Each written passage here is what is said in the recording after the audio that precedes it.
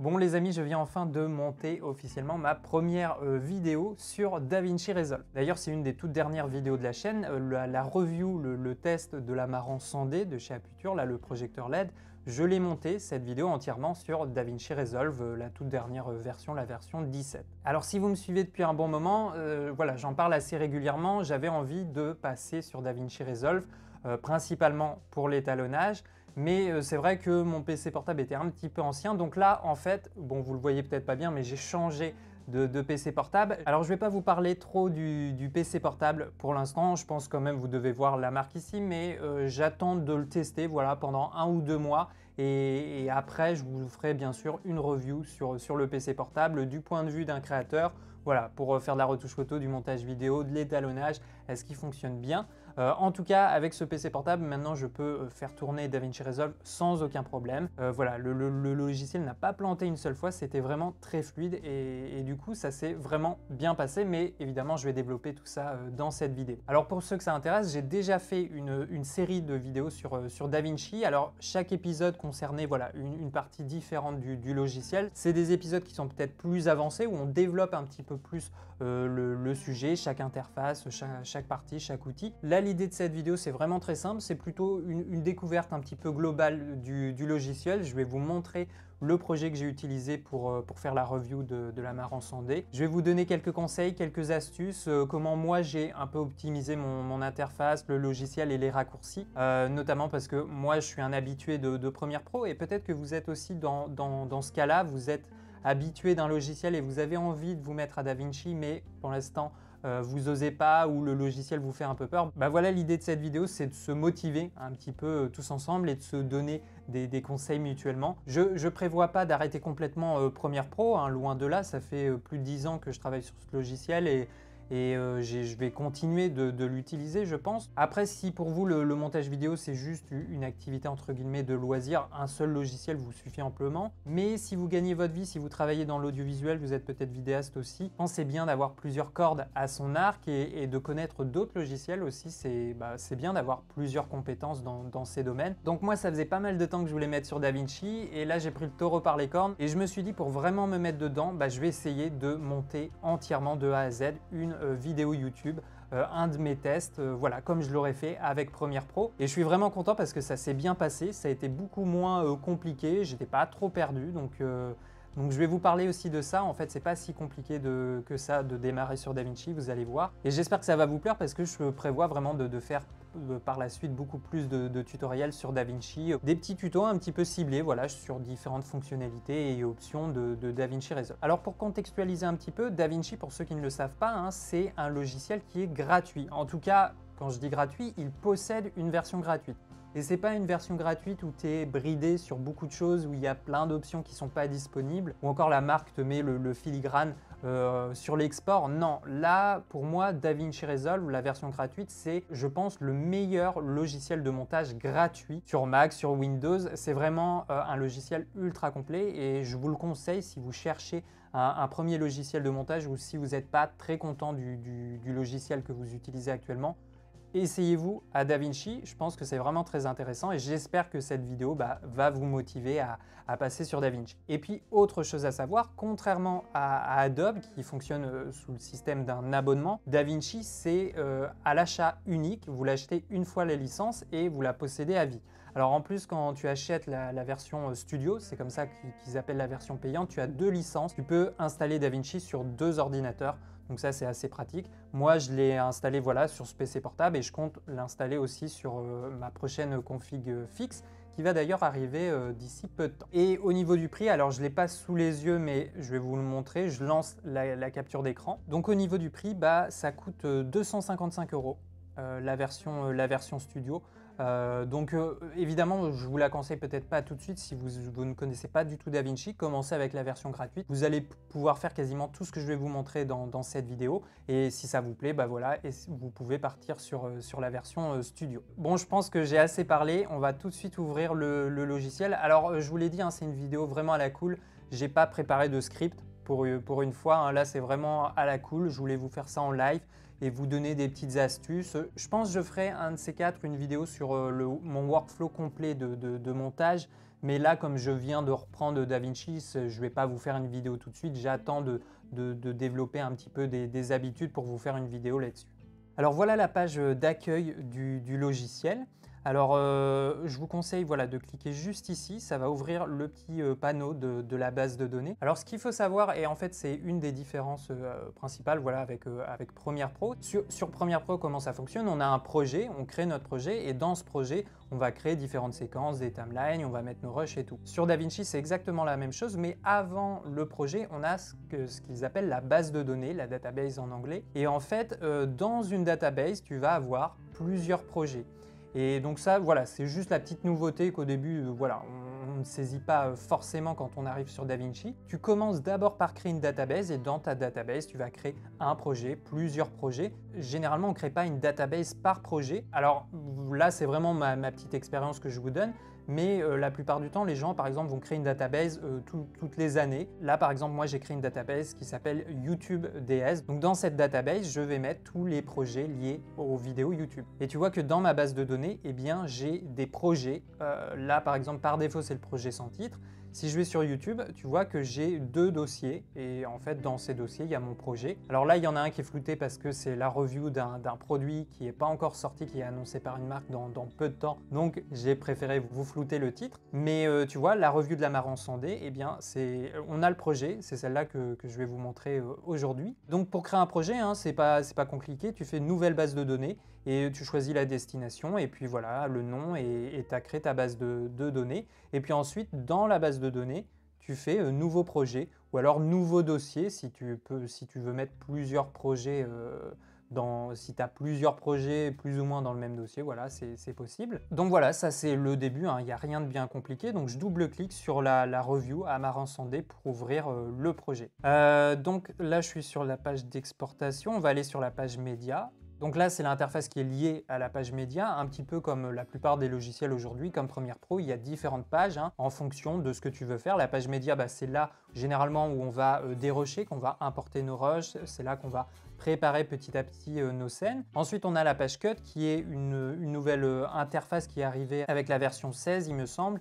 Et en gros, c'est une page faite pour le montage, mais elle est plus simplifiée que la page de montage. Donc voilà, moi j'ai utilisé la page montage que je vous conseille, elle n'est pas si compliquée que ça et elle est très complète. Après on a la page fusion, ça c'est pour tout ce qui est effets spéciaux, travail avec des titres, de la 3D, des tracking, tout ça. La fameuse page d'étalonnage, donc voilà, ça c'est la fameuse interface.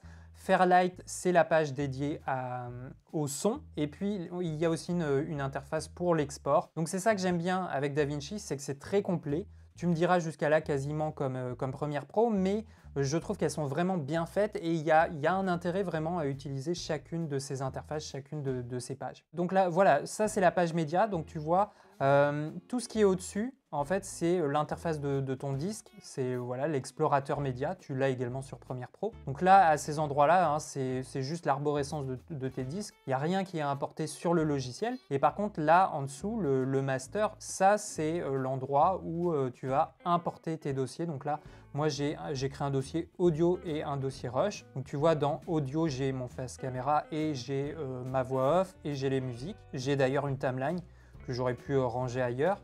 Et puis voilà, dans Rush, j'ai mis tous mes rushs. Bon là, côté organisation, j'ai fait vraiment très simple. Souvent pour mes vidéos YouTube, j'ai pas besoin de pousser un peu plus loin l'organisation. Surtout que généralement, je tourne mes vidéos dans l'ordre. Donc voilà, je mets tous mes rushs dans un dossier et la plupart du temps, c'est suffisant. Donc là, voilà, on est sur la page de montage. C'est là où tu vas monter ta vidéo. Tu retrouves une interface classique. Tu as une timeline, tu as le viewer.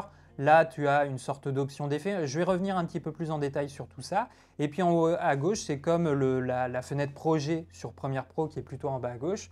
Voilà, c'est là où on a nos rushs. Donc tu vois, on retrouve le dossier master et c'est la même interface un petit peu, en tout cas pour cette fenêtre, que ce qu'on avait sur la page média. Et tu vas voir, c'est quand même assez intuitif. Alors ce que j'ai fait moi après avoir ouvert le logiciel, c'est que j'ai commencé à paramétrer certaines choses, surtout les raccourcis clavier. Comme moi j'ai l'habitude de Premiere Pro, j'ai essayé de retrouver les mêmes raccourcis clavier. Certaines personnes aiment bien apprendre les raccourcis par défaut de chaque logiciel. Moi je suis un petit peu dur sur les habitudes, donc je préfère reprendre celles que j'ai développées sur Premiere Pro. Donc en fait c'est très simple, tu vas voir au niveau des raccourcis, pour les changer, tu as là dans le menu DaVinci, et on va sur personnalisation du clavier.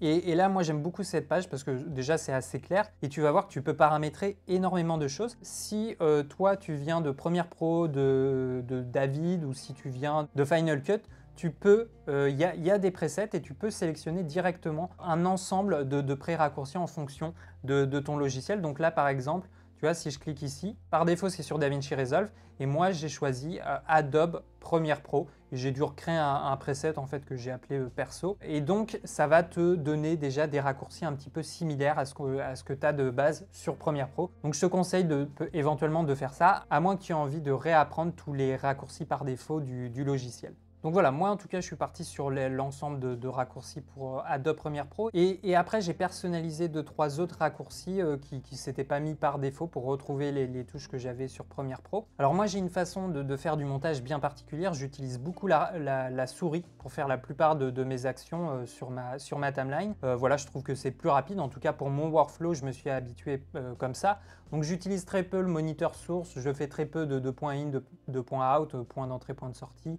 Et puis après, je fais insérer. Non, tu peux le faire bien sûr sur ce logiciel, mais moi je travaille pas comme ça. J'aime beaucoup déplacer directement mon rush sur la timeline avec la souris et puis après le couper. Donc je vais te montrer un exemple au bout de la timeline. Donc tu vois, moi ce que j'aime bien faire, très simple, je prends un rush et je le glisse sur la timeline. Également, j'ai paramétré des touches pour zoomer dans la timeline. Donc là, par exemple, si je maintiens la touche Alt ou Option plus la molette de la souris, tu vois que je peux zoomer comme ça dans mon montage. Et si je fais juste la molette, ça me permet de déplacer horizontalement la timeline. Donc ça, c'est très intéressant. Là, c'est la barre d'options qui est liée à toutes les actions sur la timeline et aux outils aussi. Donc là, par exemple, si tu cliques là, ça va te rezoomer la timeline sur la taille totale de ta séquence.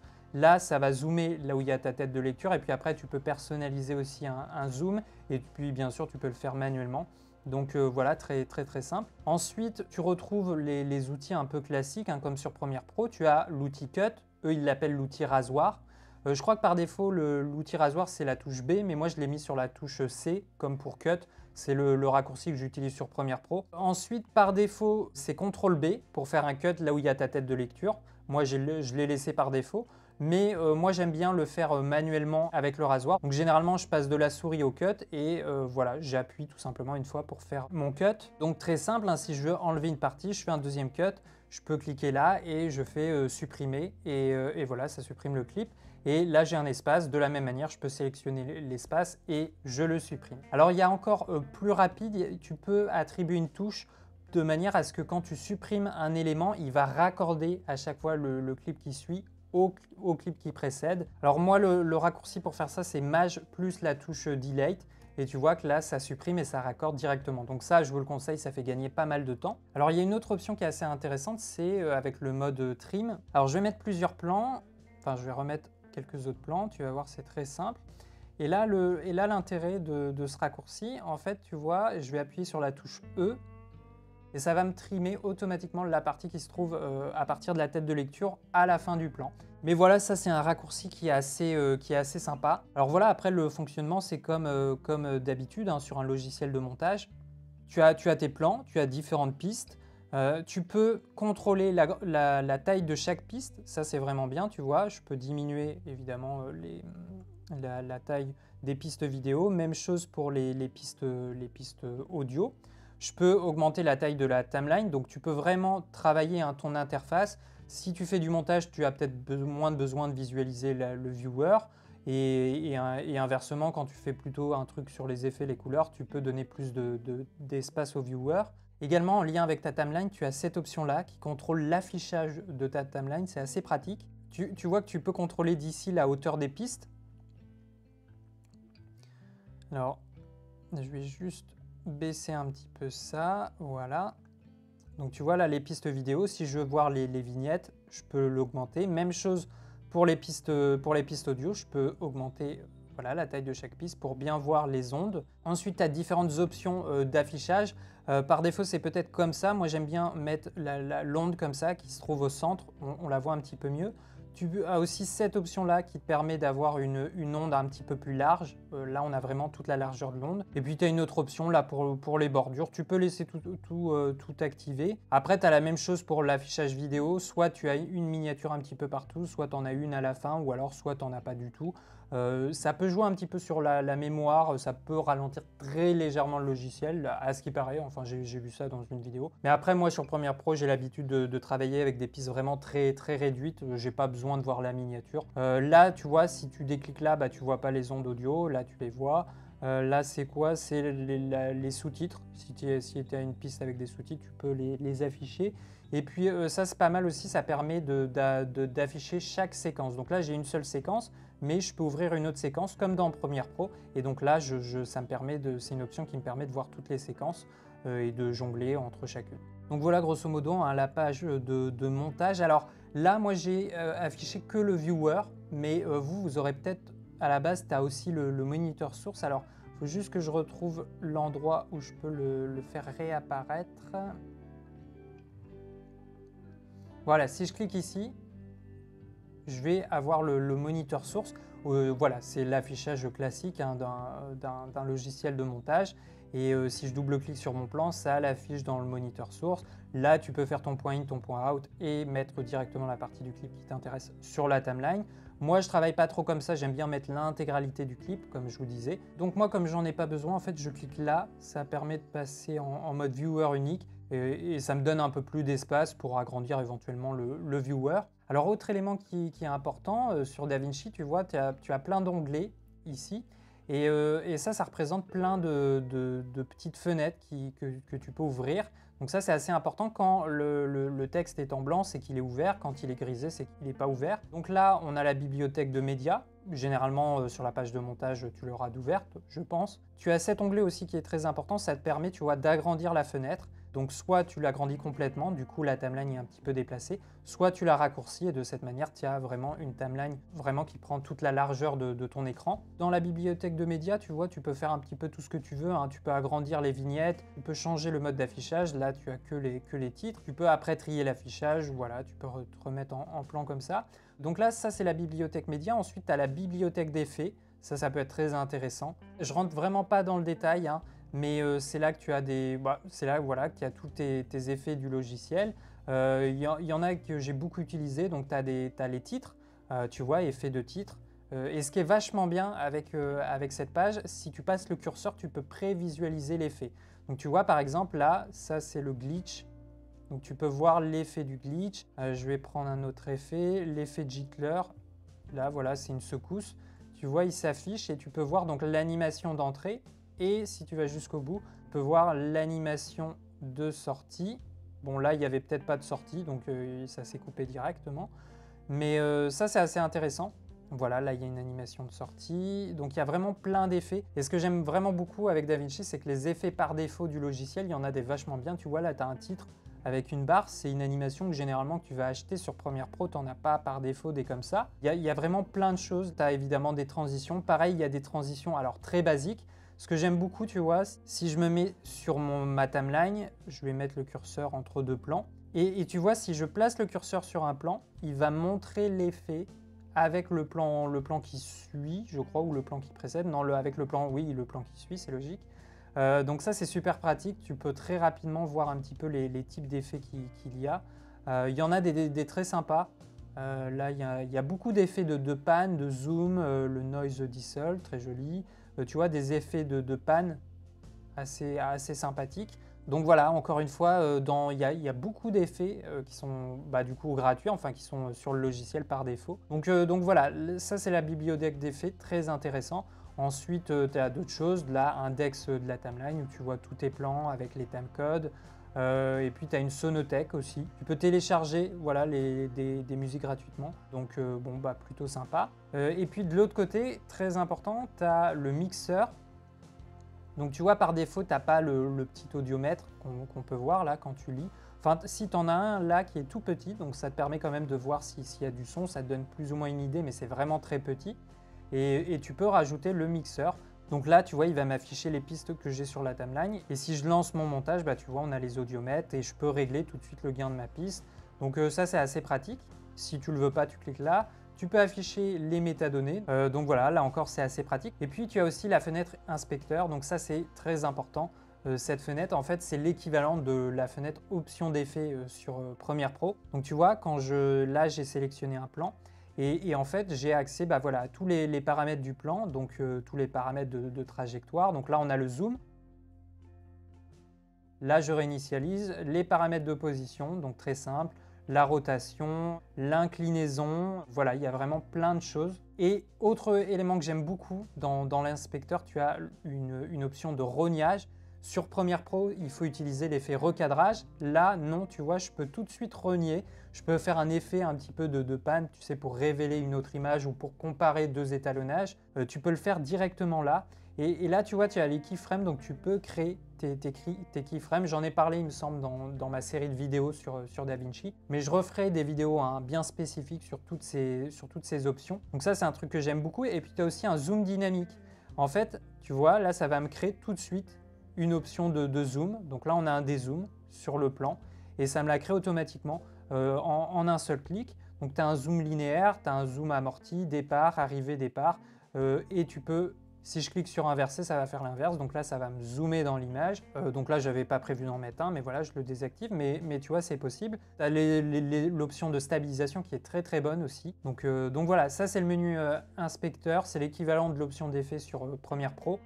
Si je sélectionne de l'audio, tu vois, j'ai accès à cette petite option. Et là, je peux régler le volume. Il y a même un équaliseur. Donc voilà, ça c'est le menu inspecteur. Il est ici. Même chose, tu peux, si tu veux le visualiser de haut en bas complètement, tu peux cliquer ici, ou alors là si tu veux voir l'intégralité de ta timeline. Donc j'aime vraiment beaucoup cette idée de barre d'options.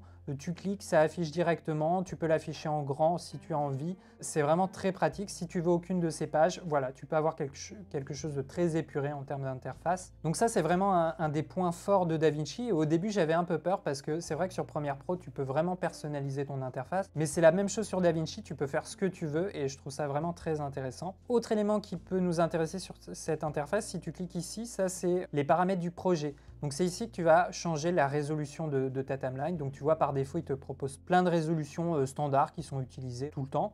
Donc tu as du Full HD, là moi j'ai de l'Ultra HD. Alors moi j'ai fait mon montage en Full HD, mais avant l'export, je passe la timeline en 4K. Donc déjà ça te permet de monter tranquillement sans pour autant faire des proxys.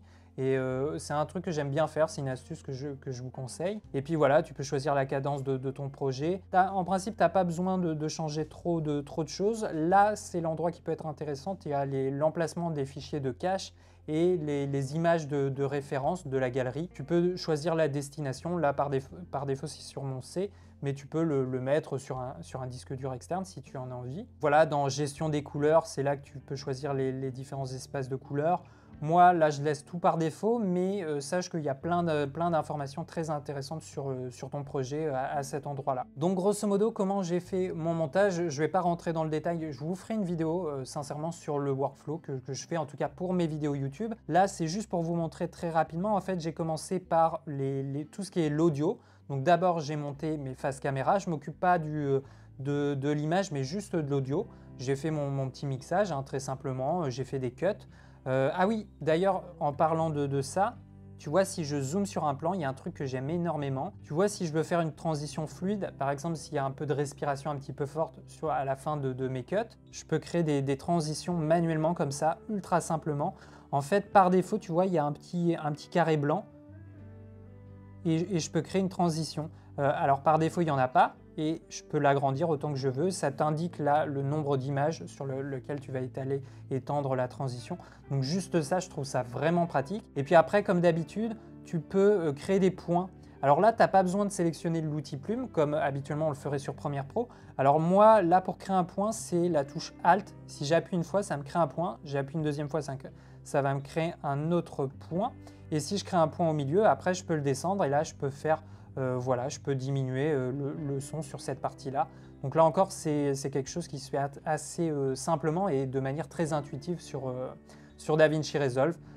Donc en fait, j'ai retrouvé totalement mes marques, moi personnellement. J'ai peut-être perdu 1 à 2 heures sur le montage global de ma vidéo par rapport à Premiere Pro parce que j'ai dû faire des petites recherches tuto à droite à gauche et que j'étais pas encore familiarisé avec tous les raccourcis. Mais très honnêtement, je suis vraiment agréablement surpris par la facilité de prise en main et tu peux vraiment faire voilà, des montages très réussis, très pro, très développés avec DaVinci. Et je pense que le logiciel a beaucoup d'avenir parce que oui, c'est déjà un des meilleurs logiciels pour l'étalonnage, mais leur partie vidéo de montage, ils l'ont énormément développé déjà depuis la version 16, la version 17. Et je pense que d'ici peu de temps, en tout cas dans les années qui vont arriver, l'industrie un petit peu de l'audiovisuel va peut-être condenser toutes ces phases de production d'une vidéo sur DaVinci parce que maintenant tu peux faire du dérochage, un montage, des effets spéciaux avec de la 3D, des tracking, de l'étalonnage, des mixages très professionnels avec Fairlight.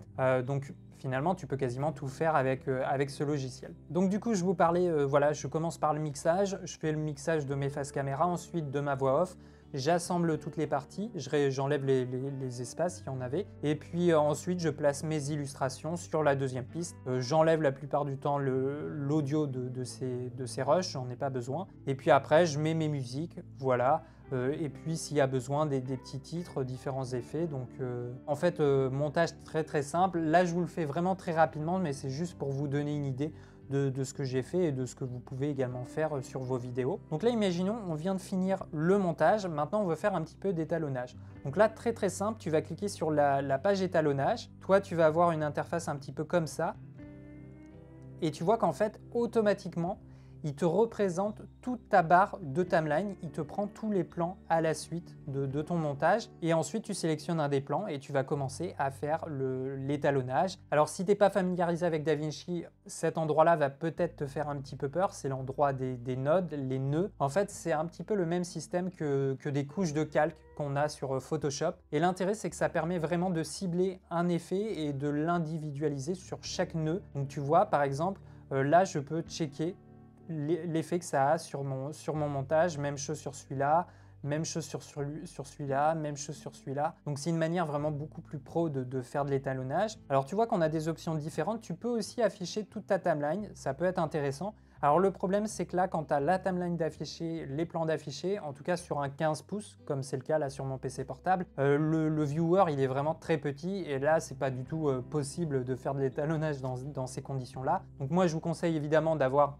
un écran externe. Là, c'est juste pour la vidéo, mais après, je vais refaire un petit peu mon workflow. J'aurai un deuxième écran, certainement un de mes écrans ProArt que je viendrai connecter au PC portable pour vraiment afficher le viewer en grand écran sur le moniteur.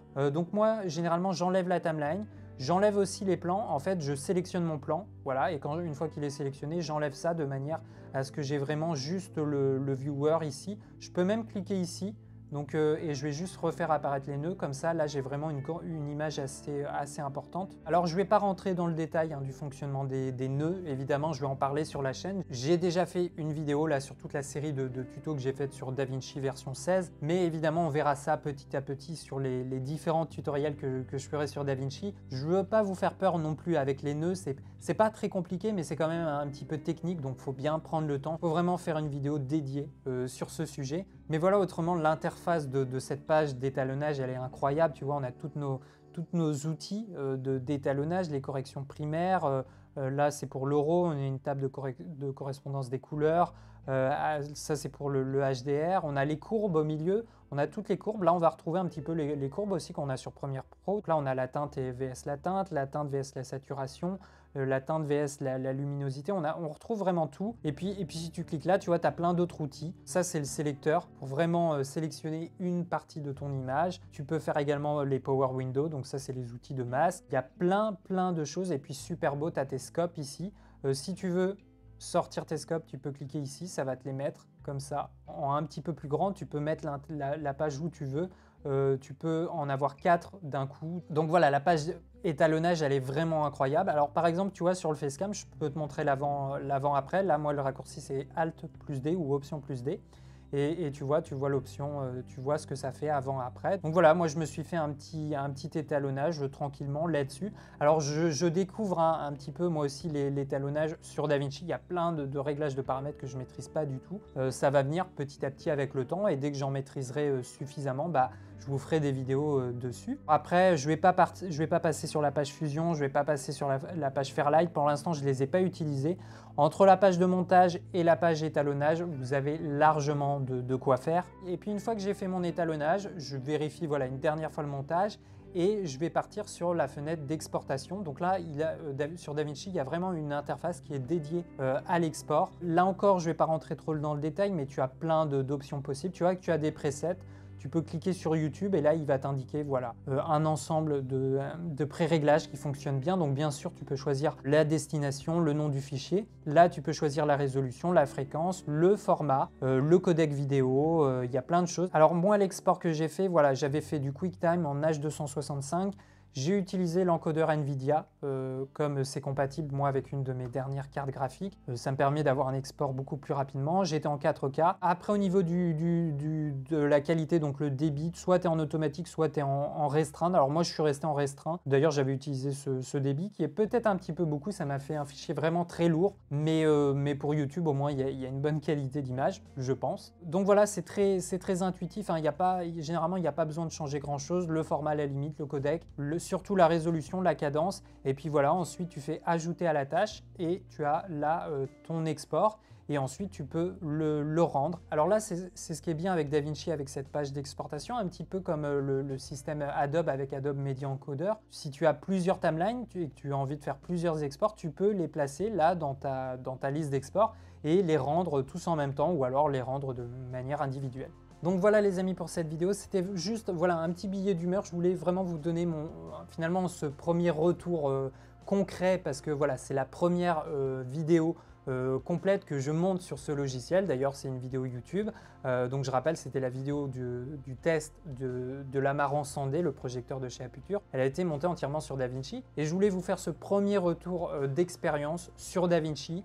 Il existe une version gratuite, c'est vraiment accessible pour tout le monde, c'est un super bon logiciel. Alors non, comme je l'ai dit, je ne quitte pas entièrement Premiere Pro, hein. Je vais continuer de vous proposer des tutos, des conseils, des vidéos sur Premiere Pro. À la base, moi je voulais mettre DaVinci uniquement sur la partie de l'étalonnage. Mais c'est vrai que maintenant, après avoir vu la partie montage sur DaVinci et avoir monté concrètement une de mes vidéos YouTube, je me rends compte que finalement, il y a peut-être même plus d'intérêt à se servir que de DaVinci parce que c'est du tout en un. Je peux faire du mixage, du montage et je peux faire de l'étalonnage. Donc voilà les amis, j'espère que c'était pas trop confus, pas trop long. C'était vraiment voilà, juste une petite vidéo un petit peu découverte, un petit peu billet d'humeur comme ça sur mon premier retour sur DaVinci. Il va y avoir plein d'autres tutos. Je compte vraiment faire toute une série de tutoriels sur DaVinci. Je vais aussi essayer de tester leurs différentes consoles, leurs différents panels de montage, d'étalonnage. C'est vrai que Blackmagic, du coup, ils ont créé tout un ensemble de produits autour de DaVinci. Donc ça, c'est vraiment génial. J'ai hâte de tester ces produits. Et si pour l'instant, tu hésites un petit peu à aller sur ce logiciel, je te le conseille vraiment. Si